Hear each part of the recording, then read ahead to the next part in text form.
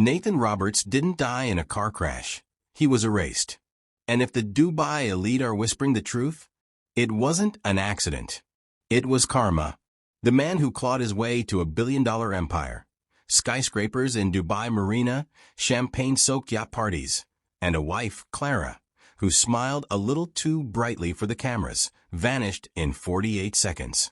His Lamborghini? A smoldering coffin. His body? Eerily pristine. No broken bones. No alcohol in his blood. Just a Rolex still ticking on his wrist, mocking the chaos around him. But here's what the headlines won't say. Nathan Roberts wasn't just a tycoon. He was a puppet master. The kind of man who buried rivals in lawsuits, dodged sanctions with offshore shell companies, and partied with oligarchs in penthouses where the walls had no ears. And when his car careened off that highway, there were no skid marks. No desperate swerve. Just silence. A detective on the scene called it too clean. A cover-up. And then came the leaks. The autopsy? It found traces of a toxin so rare. It's only been linked to one other case. The assassination of a Kremlin critic in Moscow 6 months ago. Coincidence? Or a signature? Security footage from the night of the crash shows Nathan arguing with a figure in the shadows outside his office. No face. No voice. Just a man who knew too much, standing too close. And 90 minutes later? Nathan's dead. The tabloids are screaming. Did Clara know? Was it the Russians? A hit? Or a husband's guilty secret? But here's the truth they're missing. Nathan Roberts didn't just have enemies. He had ghosts. Former partners vanished. Whistleblowers silenced. A trail of lawsuits and NDAs buried deeper than Dubai's artificial islands. So ask yourself, in a city built on secrets, who kills a man without leaving a scar? Who profits when a billionaire's empire collapses overnight? And why, in the days after his death, did 3 of Nathan's offshore accounts drain into cryptowallets that don't exist? This isn't a tragedy. It's a reckoning. Because you don't get this rich without leaving bodies in your wake. Nathan Roberts? He just became one of them. Nathan Roberts didn't just live a double life. He built 2 worlds, one polished for the cameras, the other rotting in the shadows. And for years, he balanced them like a man walking a tightrope over Dubai's glittering skyline. To the public, Nathan was the golden boy of real estate. A British expat with a razor-sharp smile, a wife, Sarah, who curated their Instagram-perfect marriage, and 2 children enrolled in the most exclusive private school in Dubai Marina. Their villa? A glass fortress overlooking the Persian Gulf, where sunset parties blurred into sunrise deals. But Nathan's true masterpiece wasn't the skyscrapers he sold. It was the lie he sold to everyone, even himself. Because 30 minutes inland, in a gated compound shielded by date palms, Nathan Roberts had another name. Another family. Amara. A woman from his past. Younger, quieter. With a laugh he'd once called uncomplicated. They'd met decades earlier, when Nathan was hustling his first property deals in Abu Dhabi. She knew him before the billions, before the tailored suits, back when his accent still cracked under the weight of his Yorkshire roots. And while Sarah hosted charity galas, Amar raised 3 children in a villa Nathan purchased under a shell company. 3 children who called him Baba. 3 children whose birth certificates listed him as father, but whose existence he buried beneath layers of offshore trusts and bribes to clinic staff. This wasn't a fling. This was a second life, meticulously engineered. Twice a week, Nathan told Sarah he was inspecting sites in Sharjah. Instead, he'd drive to Amar's villa, where the walls were bare of family photos, the curtains always drawn. No staff. No paper trail. Just cash withdrawals, hand-delivered by a discreet personal assistant. Amar's children attended a modest school under aliases. Her neighbors? Expats who assumed she was a widow. Nathan's escape hatch, hidden in plain sight. But secrets have gravity. And Nathan's began to collapse under their own weight. In the months before his death, the cracks surfaced. Sarah grew suspicious of his business trips. Amara demanded he leave Sarah, threatening to expose their children to the press. Nathan's burner phone buzzed relentlessly. Pleas from Amara. Terse reminders from Sarah about their daughter's ballet recital. He started mixing up their names, forgetting which child had a peanut allergy. Then came the money. Maintaining 2 families in Dubai, a city where excess is a currency, isn't cheap. Amara's villa mortgage. Sarah's $200,000 diamond anniversary gift. Private school fees. Offshore accounts began to bleed dry. Nathan took riskier deals, partnering with a Russian consortium to develop artificial islands, a project environmentalists called a crime against the ocean. Colleagues noted his temper flaring in meetings. His driver later told police Nathan would sit in the back seat, head in his hands, muttering, "I can't keep doing this." But the most damning clue? A keychain, found in the wreckage of Nathan's Lamborghini. A small, handmade clay pendant, painted with childish strokes, a gift from Amara's youngest daughter. Sarah had never seen it. Neither had the police. When questioned, Amara claimed Nathan kept it hidden in his office drawer. A reminder, she said, of who he really was. So who was Nathan Roberts? A devoted father? A cheating husband? A mogul stretched so thin he became a ghost in both his homes? The answer lies in the contradictions. The man who donated millions to orphanages, yet missed his son's birthday to close a deal. The husband who hired a PI to trail Sarah, paranoid she'd uncover his affair, while Amara hired her own detective to track him. A man so skilled at building labyrinths, he forgot how to escape his own. And then there's the voicemail, left hours before his death, on Amara's burner phone. For seconds of static, then Nathan's voice, frayed and raw. "I'll fix this. I swear." But fix what? The money? The lies? Or something darker? A threat even he couldn't outrun? What we know. In his final weeks, Nathan transferred $12 million to an unnamed account in the Caymans, fired his longtime lawyer, and booked a one-way ticket to Jakarta, departing the day after he died. Was he running to something? Or from someone? The truth is buried in the silence between his 2 families. In the receipts he shredded, the texts he deleted, the faces of children who'll never know how deeply their father's lies ran. Because Nathan Roberts didn't just die in that car crash. He was already gone. Dubai's skyline is a mirage, a desert illusion built on money, power, and secrets. And Nathan Roberts? He wasn't just a player in that game, he rewrote the rules. But every empire has its cracks. And Nathan's began in the shadows of a half-built hotel on the edge of the city. The Al Raisin Towers, a $1.2 billion project pitched as a vertical paradise for the ultra-rich. Nathan's crowning achievement. But behind the glossy renders and press conferences lay a labyrinth of shell companies, phantom investors, and a ledger of lies. Here's how it worked.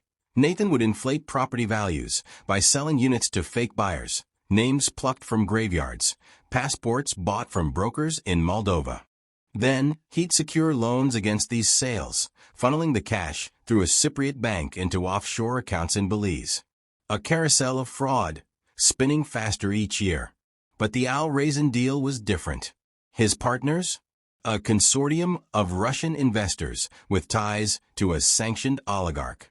Their money came with strings and threats. When environmental permits stalled, Nathan paid off inspectors. When journalists asked questions, they received envelopes stuffed with cash, or worse.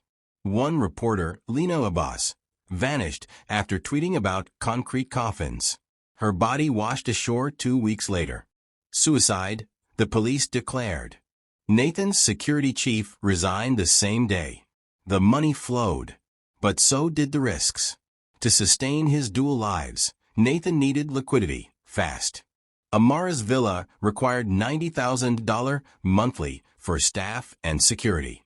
Sarah's obsession with French couture bled 6 figures a season. So, he got creative.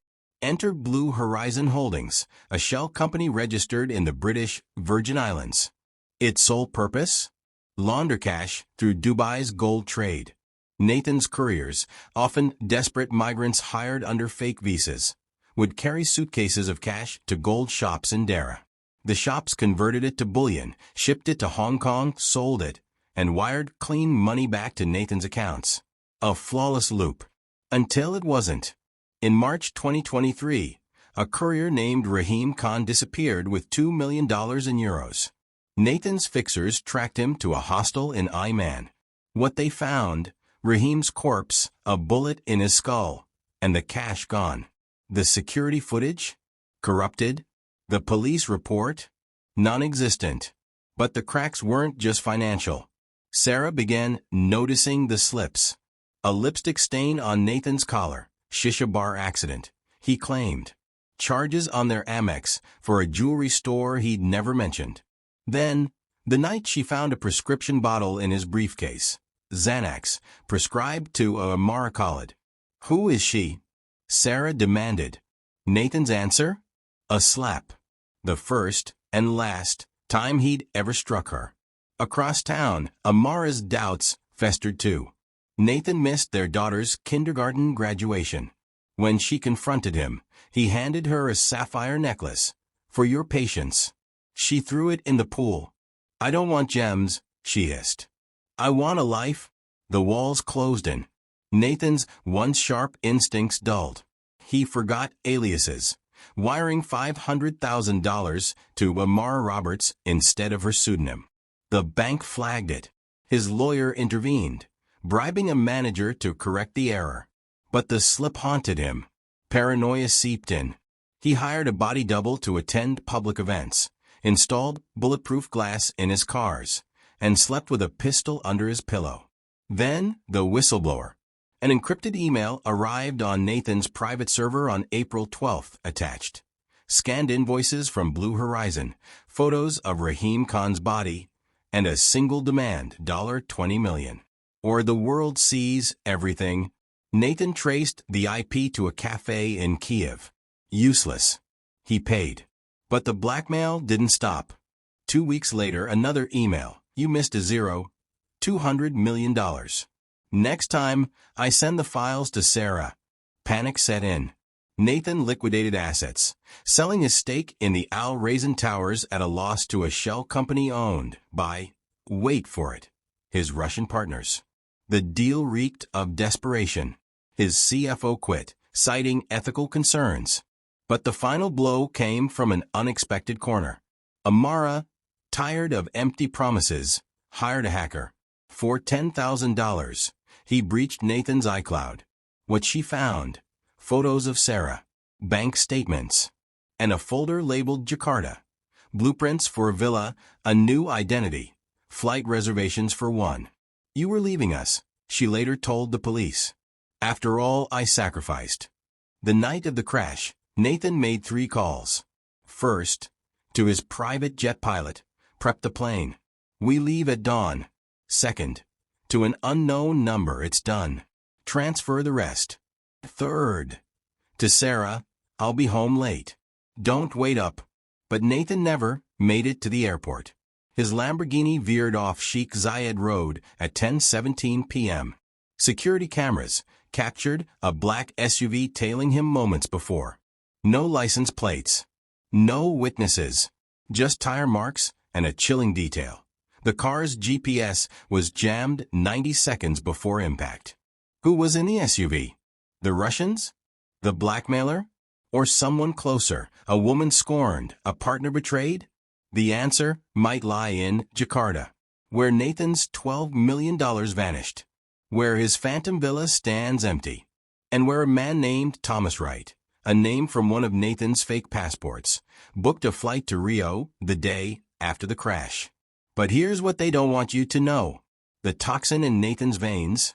It's untraceable, unaffordable, and until his autopsy, only one group was known to use it, a Kremlin-linked assassination squad called Zarya. Coincidence? In Dubai, there are no coincidences, only secrets, and the bodies they bury. In the glittering sprawl of Dubai, Trust is currency. And Nathan Roberts spent every last coin of it. But secrets, like sand, slipped through even the tightest fists. And two women, living 30 minutes and a universe apart, began to dig. Let's start with Sarah. To the world, she was the polished expat wife, hosting brunches at Saffron Desert Resort, chairing charity auctions, her laughter echoing through marble halls. But behind closed doors, her life was sterile in more ways than one. Fertility treatments had left her hollow. Needles in bathroom trash cans, hormone injections hidden beneath silk scarves. Nathan's absences? Business, he'd say, kissing her forehead with lips that tasted of someone else's perfume. The first crack came in February 2023. A receipt slipped from Nathan's wallet. A $15,000 charge from Lamont Fleury, a boutique florist in Alquoise. Sarah never received flowers. When she called the shop, a clerk chirped, "Mr. Roberts' monthly peonies for Amara." Such a devoted husband. Devoted. The word festered. Sarah hired a discreet IT specialist, a man named Yusuf who worked out of a back room in Dragon Mart. For $5,000, he cloned Nathan's phone. What she found? Nothing. No texts. No calls. Just a calendar filled with code names, Site A, Site B, and a single recurring alert, medication refill. But Nathan wasn't sick. Then, the credit card statements. Charges for a pediatric clinic in Mirdif. A school uniform supplier.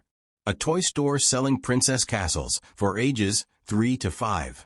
Sarah's daughters were 8 and 10. "Explain this," she demanded one night, slapping the papers on his desk. Nathan didn't flinch. Corporate gifts for clients' children.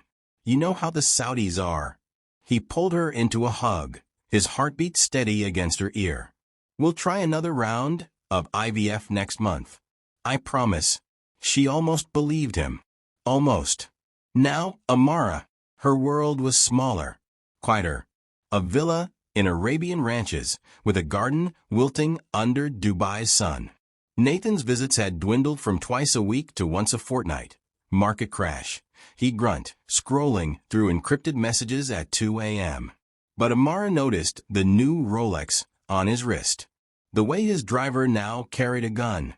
She hired a private investigator, not the slick corporate type, but a grizzled ex-cop named Ravi, who operated out of a shawarma shop in Bur Dubai. "Follow the money," she told him. "Find out why he's lying." Ravi did. He traced Nathan's shell companies to a bankrupt cement supplier in Ras Al Khaimah. A front for smuggling conflict diamonds, he claimed. Then, a wire transfer to a clinic in Serbia, $500,000 for experimental gene therapy. Amara's son, Ali, had a rare blood disorder. Nathan had sworn the treatment was handled, but the money never reached the doctors. "He played us," Amara whispered, staring at Ravi's report. That night, she confronted Nathan in the dim glow of her children's nightlight. "You stole from our son." Nathan's face hardened. "You think this life is free? The cars? The school? I'm protecting us." He tossed a burner phone on the bed. "Call Ravi. Ask him what happened to the last man who crossed me." The next morning, Ravi's body was found in the Dubai Canal. Drunk and drowned, police declared. His files? But desperation makes amateurs of us all. Sarah, armed with Yusuf's cloned data, began tailing Nathan herself. She rented a blacked-out G-Wagon, parked outside his office, and watched.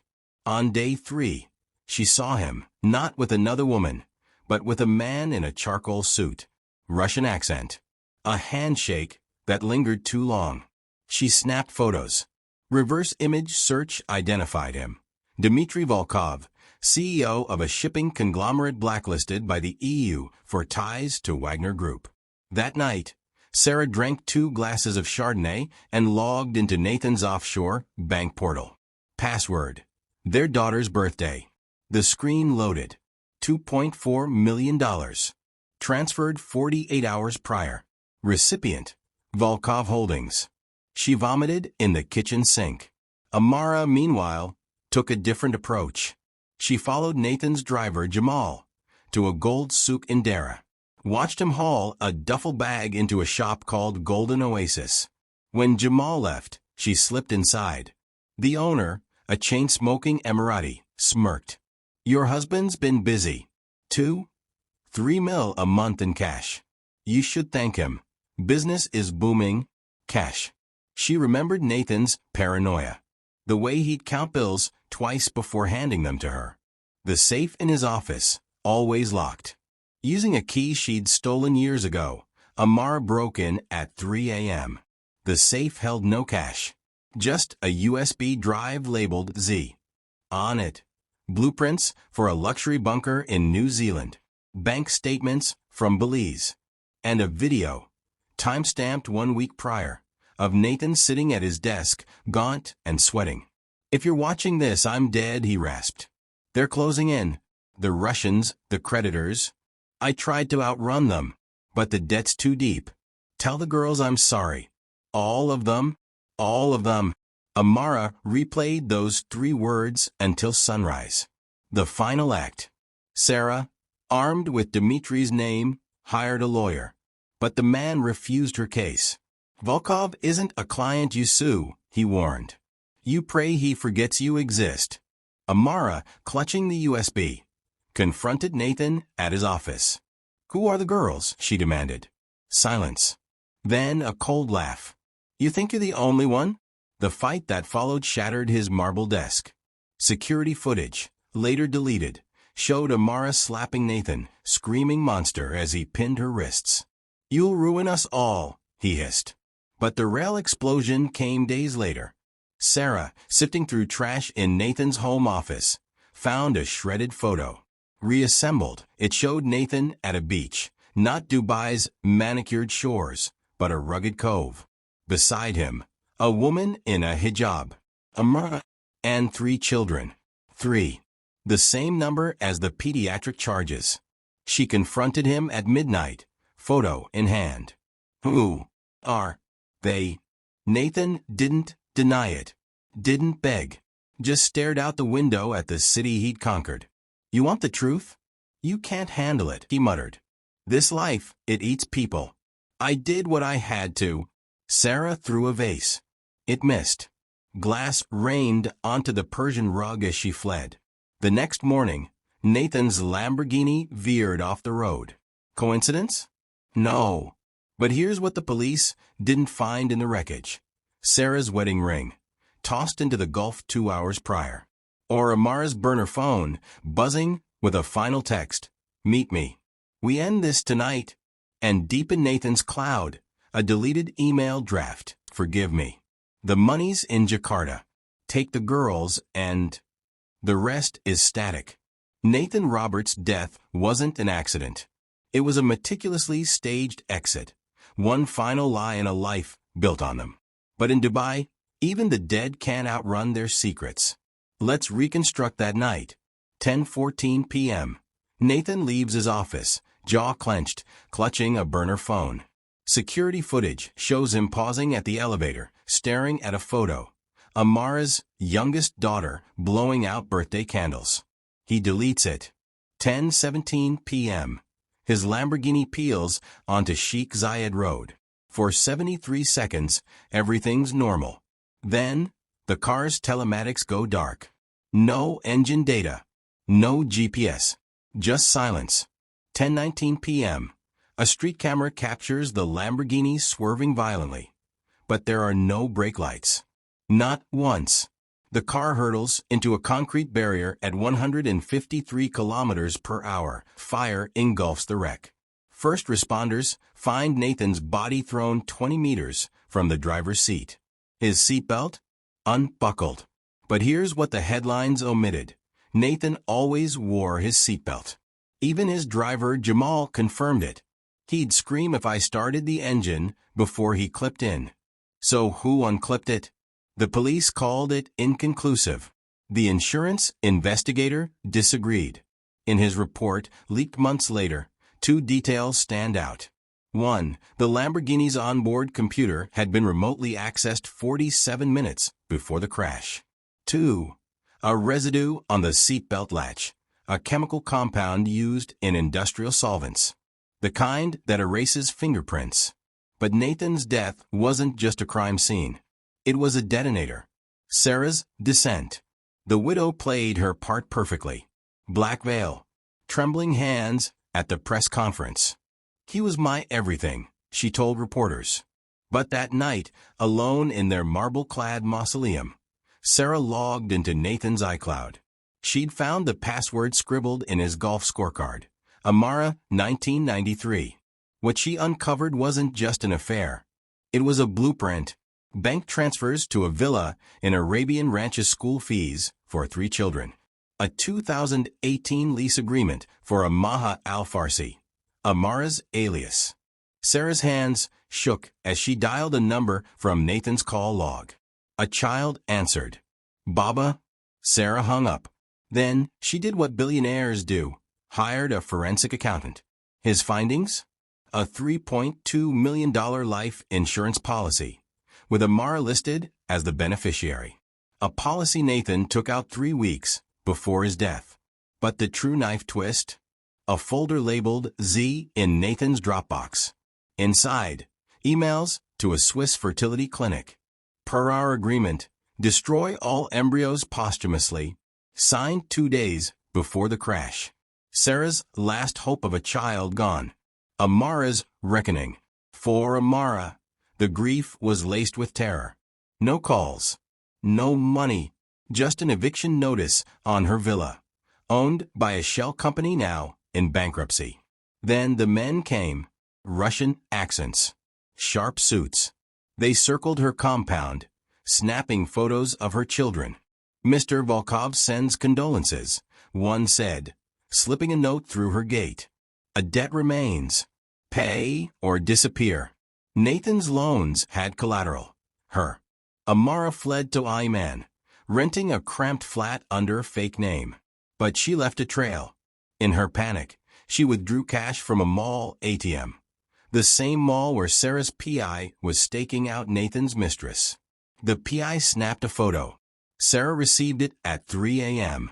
"Horror," she whispered, staring at Amara's face. The other mother. The unraveling.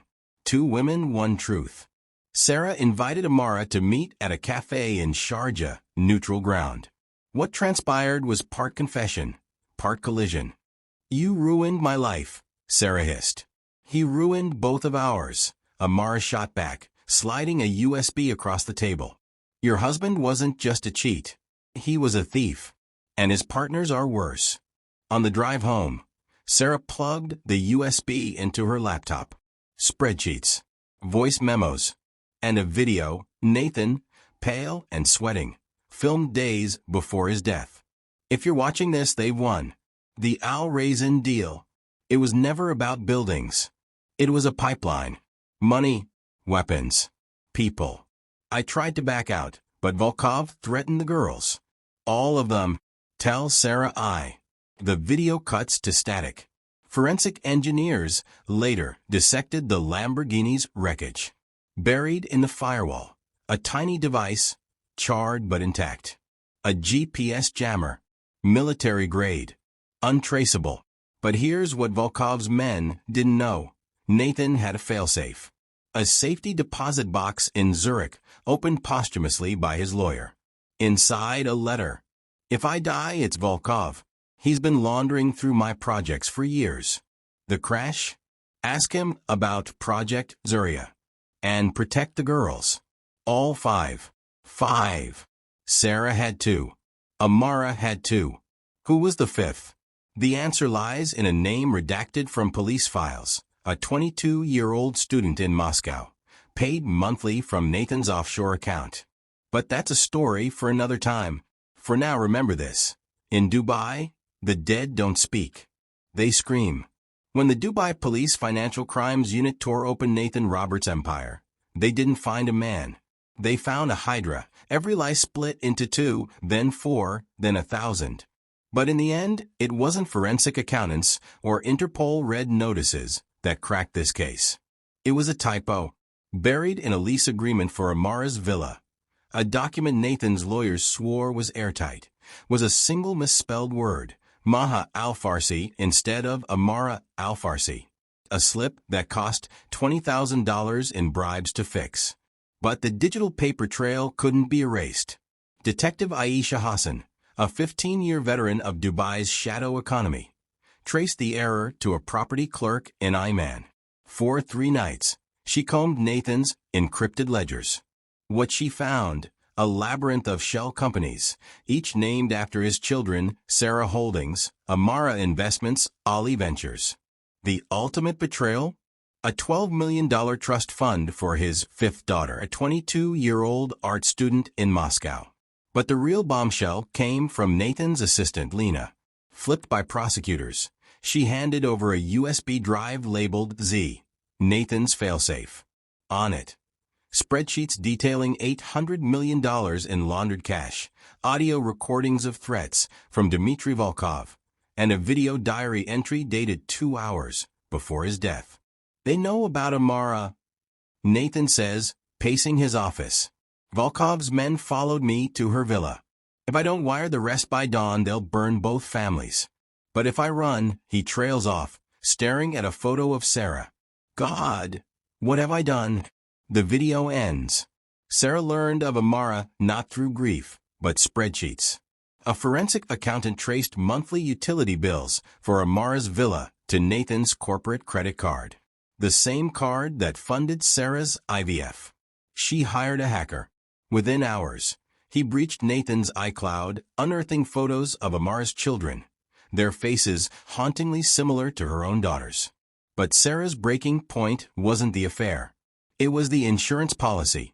He insured her kids for triple what he insured ours, she spat during her police interview. They were his real family. I was just decor. Yet Sarah's rage masked fear.